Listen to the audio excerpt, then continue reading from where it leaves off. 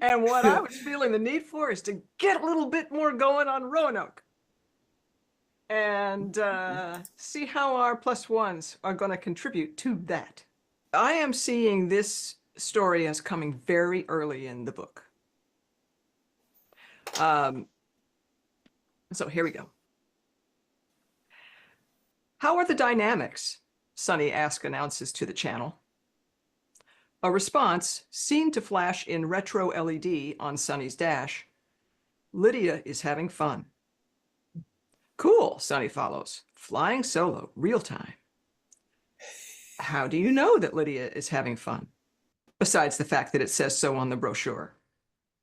A sound, a chuckle, voiced by Adding Machine circa 1952. Bell and clatter divide and disperse, bouncing off drawbars and spinners into speech. What can I show you to convince you? Oh, come on, Sunny complained. You know what to show me. Letters dance a conga across the LED. Invalid command. Sunny might see 6 question marks become 5 on the lower left of his dash. He doesn't miss the 3 haptics punch the unmissable question to his gut. Is that true? A supervisor dressed as a gorilla strolls by. This ephemera might seem to have been summoned by the jingle of the adding machine, or maybe the LED conga line or the haptics. It might, if Sunny had noticed it. He didn't, so it didn't. Untrapped error drags Sunny into foolishness. He knows better than this. He hears himself anyway. Sure, it's true. You know it is. Even Sunny couldn't miss the 5th question mark blink out, what with the whoopee and all. Hilarious, Jenna, he mutters to no one. Resuming, the dash clatter jingles.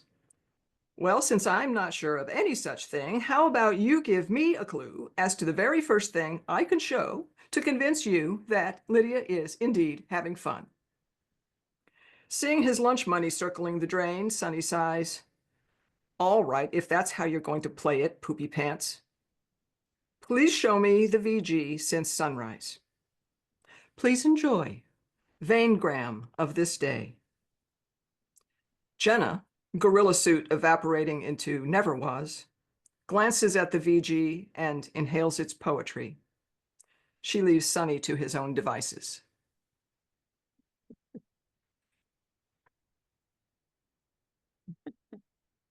So I've got a marked up page here. Yeah. And everything underlined in green is something where a card is needed. Oh. Because this, my friend, is the beginning of the blue exposition light. I decided it's time to put the world and the people on the page and introduce them. Yeah. And so I've got a series of cards, and I'll share a picture of this with our subscribers. And the cards that are marked in red are spoilers, and I'll not be sharing them. And the cards that are marked in green, I will be sharing. And the cards that aren't there are to come. So,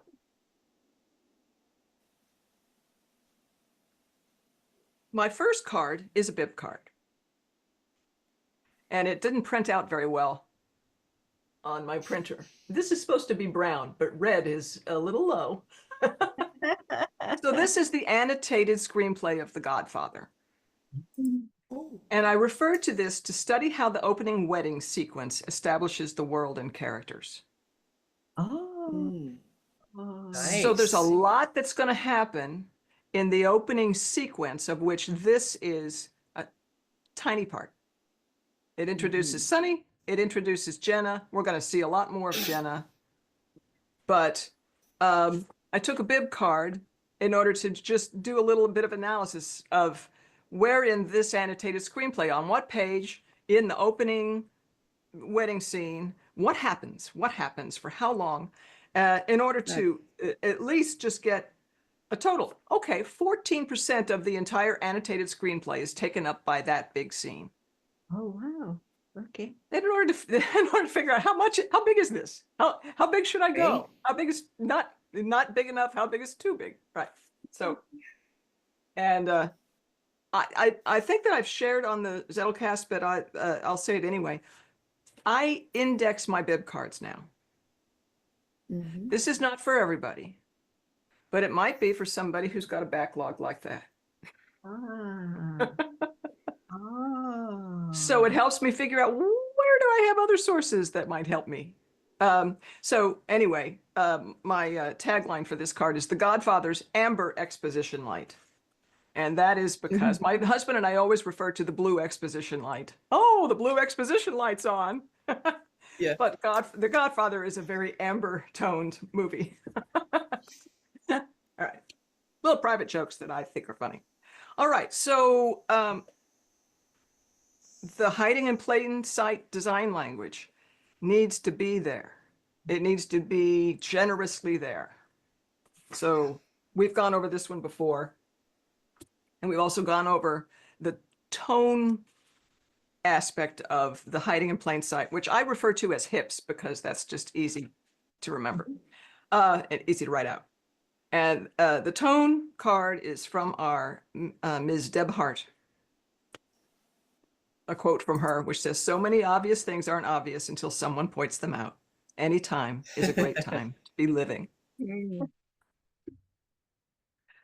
All right, Sunny.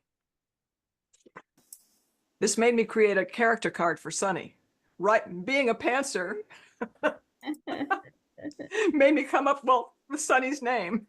I have a friend named Sunny who's Right.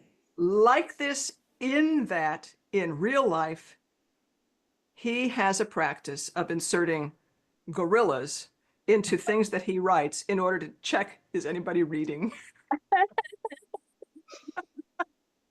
Sometimes That's it's literally awesome. the word gorilla, and sometimes it's a metaphorical gorilla. He's awesome. Anyway, he's not like this, but so Sunny is Jenna's trainee. And so what we're going to learn a little bit more about is this sort of, what do people do here?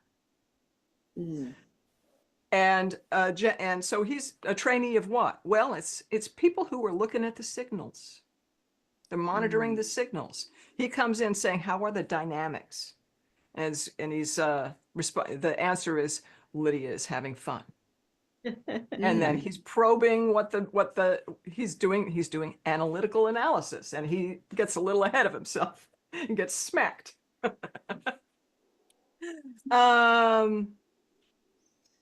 So I just mentioned the Lydia. I don't know not everybody watches every episode, but Lydia is the name of this world. Roanoke is the name of the project. It might be the name of the book.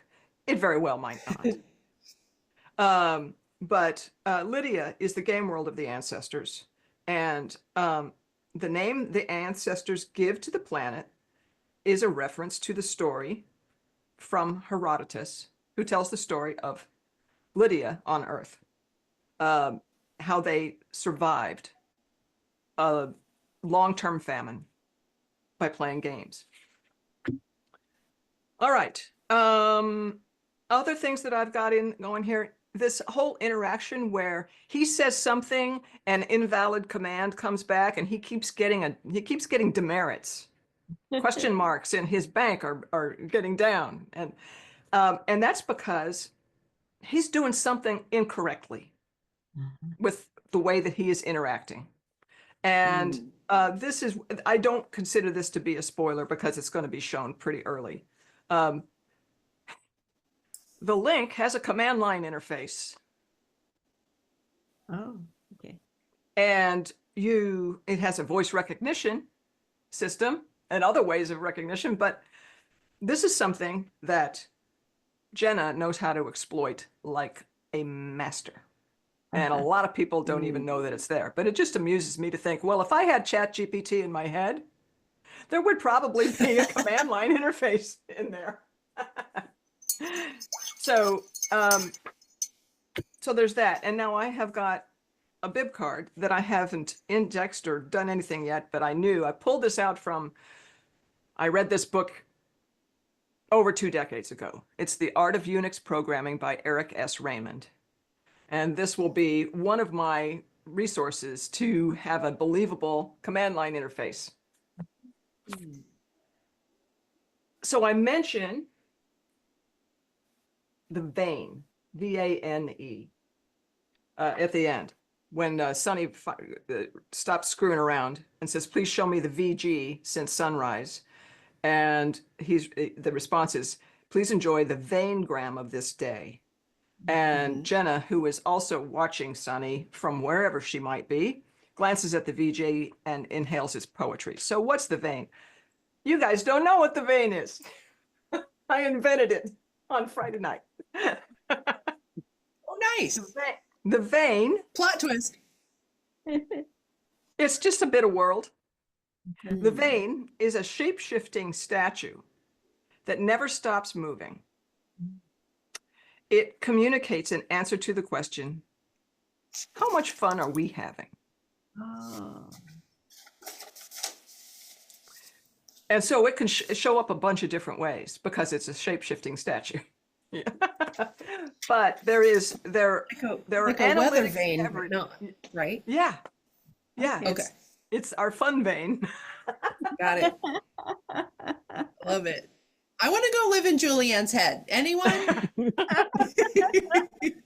Well, What is I it? must say, my own personal, I realize my own personal title for this book is becoming My Idea of Heaven. Oh.